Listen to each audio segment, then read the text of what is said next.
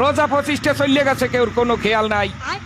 এখন পর্যন্ত ঈদের কোনো জামা কাপড় পাই নাই, না মামুরা দেশে, না চাচারা দেশে, না বড় ভাইরা দেশে। অকুলের রাকিবের কেনা শেষ, রনির কেনা শেষ, কাউসারের কেনা শেষ, হগল দুর্নের সবাই কেনা শেষ, খালি মোর তা কিনতে পারি নাই।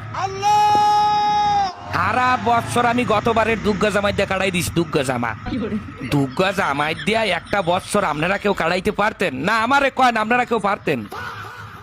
এখন আমার গায়ে যে জামা গুয়া এইটার ক্যাটকুলি সিরিয়া, এবং এমন কায়দায় সেরছে যে মানের সামনে বই আমার হাত জাগাইয়া যে আমার মাথা চুলকামু হ্যার উপায় নেই, হেলে ক্যাটকুলি চিনাইবে।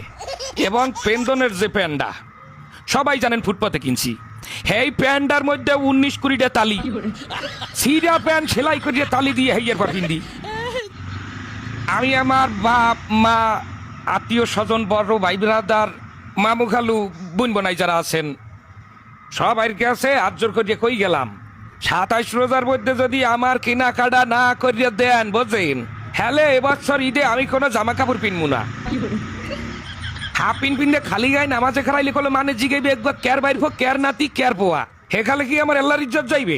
গেলে কলো সবাই ইজ্জত যাইবে। আমি ভালো করে বলি, আবারও শোনেন।